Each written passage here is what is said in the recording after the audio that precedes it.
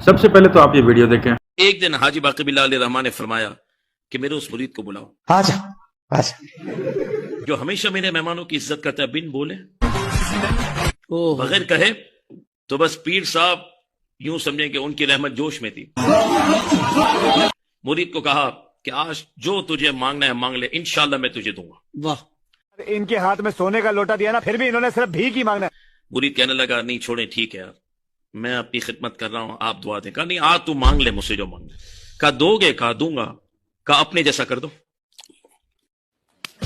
वाह। अब वो हाजी बाकी बिल्लाह अलैहि रहमान देखने लगे और भी मुरीदिन मौजूद हैं। फरमाया तूने बड़ी बात कर दी। कहा मैंने नहीं कहा था, आपने कहा मांग, और बार बार कहा तो मांग लिया, अब दे दो। चलो भाई देखो अब मैं क्या करता हूँ। कहा ठीक है, उजरे में आप। बुला लिया उन्होंने कमरे में, उजरे में ले गए। आपने उसी नान पे जो आपका मुरीद था उसको सीने से चिमटाया।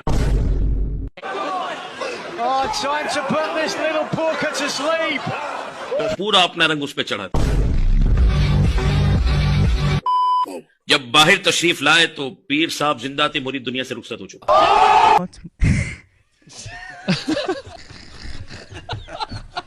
अब आपने देखा पर्दा उठ चुका है, इन्होंने खुद ही अपना राज फाश कर दिया है कि पीर अपने मुरीदों के साथ क्या करते हैं। अगर बिल फर्ज कोई मुरीद उठकर बोले पीर साहब मुझे बस ये चाहिए आपसे कि जिस तरह से आप पीर बने हुए हैं मुझे भी ऐसा जो है आप जैसा बनना है, यानी कि करामती बाबा, तो अगर मुरीद ऐसी डिमांड करता है तो सबसे पहले पीर साहब उसको अपना रंग चढ़ाएंगे। अब वो रंग ये ना जाने ये किस चीज को बोल रहे हैं, वो तो जाहिर है हिडन है, सेंसर्ड है। जिस तरह से आपको पता है चीजें होती हैं कुछ ऐसी जो सेंसर्ड होती हैं। तो ये जो कौम लूत वाले काम या कौम लूत वाले अमल इस दौर के अंदर होते फिर रहे ना, नबी अलैहिस्सलाम की उम्मत होने के बावजूद सरकार, उसकी सबसे बड़ी वजह ये है 80-80 साल के बुढ़े, 90-90 साल के बुढ़े जब वो पीरी मुरीदी के चक्कर में एक मुरीद के साथ जिसकी उम्र बामुश्किल 25-26 साल हो या शायद ज्यादा बता गया 15-16 साल हो, उस पर अपना रंग चढ़ाए, उसके साथ कोई भी ज्यादती कर दे, कुछ ऐसा वैसा मामला कर दे और उसको बाद उसको मतलब ये बोले कि ये पीरी मुरीदी का हिस्सा है, अब तुम में हमारा नूर जो है वो ट्रांसफर हो चुका है।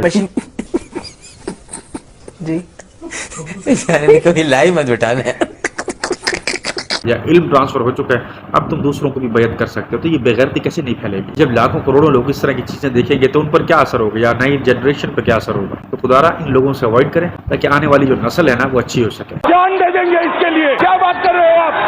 मुफ्ती साहब की बारगाह में सवाल ये है कि अर्ज किया शब मेराज जब आका दो जहां सल्लल्लाहु अलैहि वसल्लम बुराक पर सवार होने लगे, ठीक है, तो सुना गया है कि उस वक्त हुजूर गौसे आजम रजी अल्लाह तआला अन्हु की रूह मुबारक हाजिर हुई और आका अलैहिस्सलाम ने हुजूर गौसे आजम के कंधे पर कदम रखकर बुराक पर सवारी फरमाई। अस्तगफिरुल्लाह।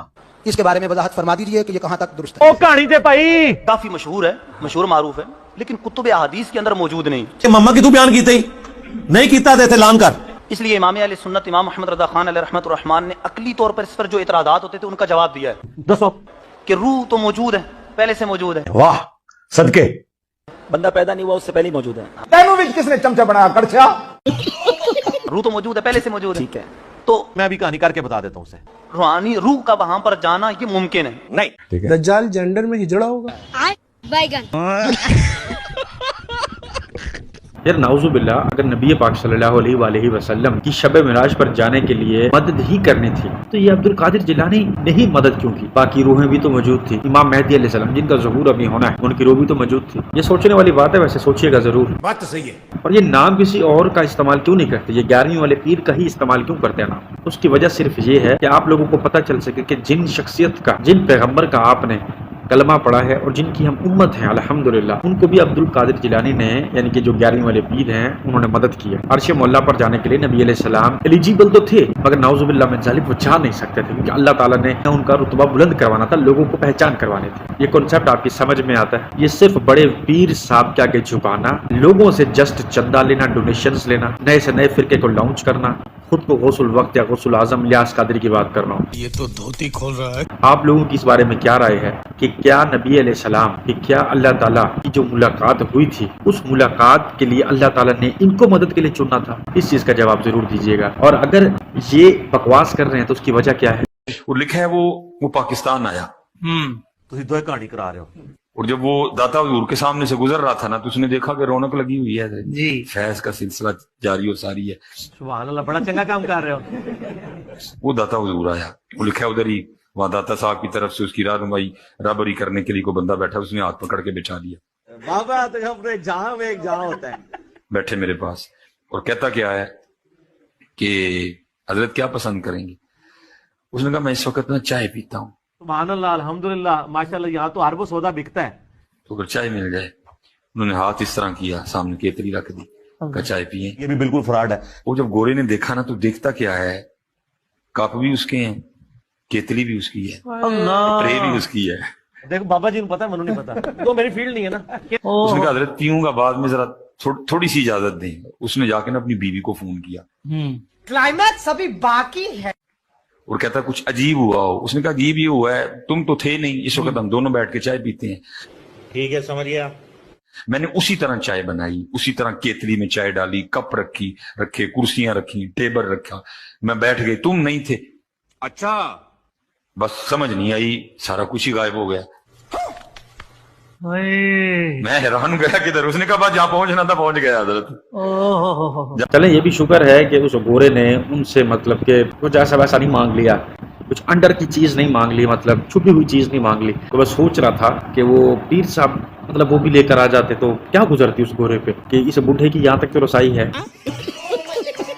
کہ میں کدھر بیٹھا ہوں اور میری بیگم کہاں پہ ٹہل رہی ہے, بیٹھی ہے. بندے نے دیکھو طریقہ واردات کر لیا. تو میں یہ سمجھ سکتا ہوں کہ یہ جو دنیا میں زنا عام ہے, چوریاں عام ہیں, بچے اغوا ہو گئے ہیں, بچیاں اغوا ہو گئی ہیں. ظاہر ہے کرامت کے چکر میں کسی نے بولا کہ مجھے کوئی بچہ چاہیے, کوئی بچی چاہیے, مطلب پالنے کے لیے, یعنی کہ میں اس کو پالنا چاہتا ہوں, اولاد نہیں ہے مجھے. پیر صاحب نے ہاتھ بڑھا کے اس کو بچی دے دی, بے شک اس کے مامے کی لڑکی ہو, رشتہ دار ہو, ہمسائی ہو, کچھ ہو.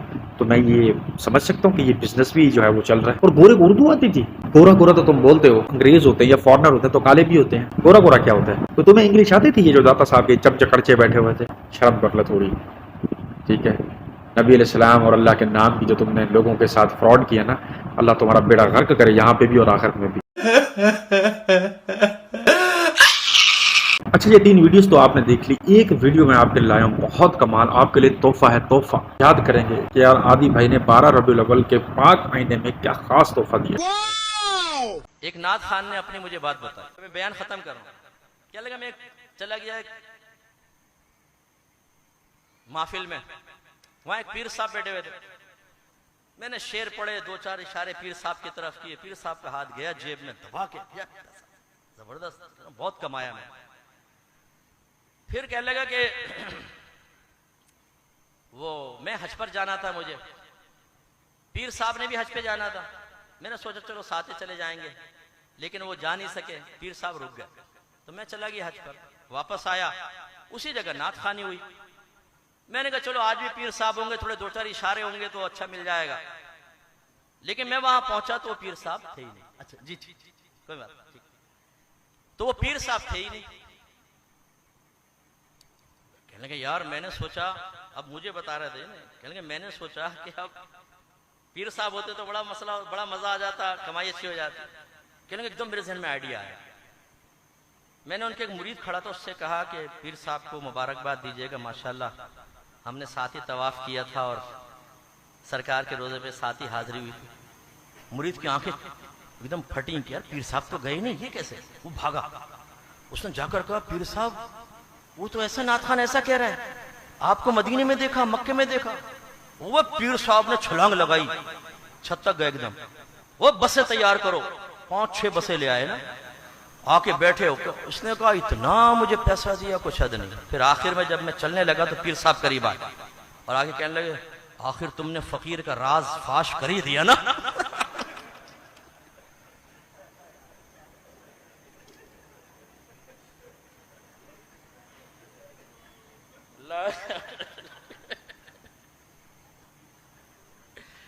بھائی نعت خانو تم سے ہاتھ جوڑ کے معذرت, ہر ایک نعت خان ایسا نہیں ہوتا, لیکن تم میں بہت سارے ایسے بھی ہوتے.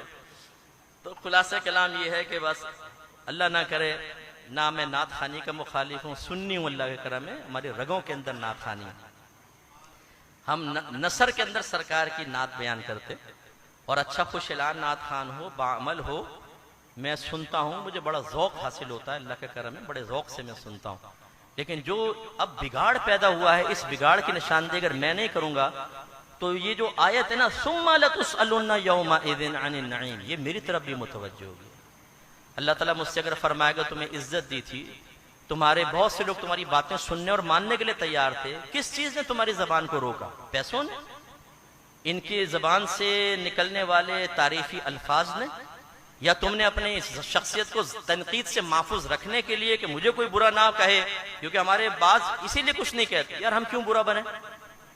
بھائی برا بننا پڑتا ہے۔ ہر نبی دنیا میں تشریف لائے، انہوں نے اس بات کی پرواہ نہیں کی کہ قوم ہمیں کیا کہے گی، انہوں نے اس بات کی پرواہ کی کہ اللہ تعالیٰ کا پیغام پہنچانا ہے اور کیسے پہنچانا ہے۔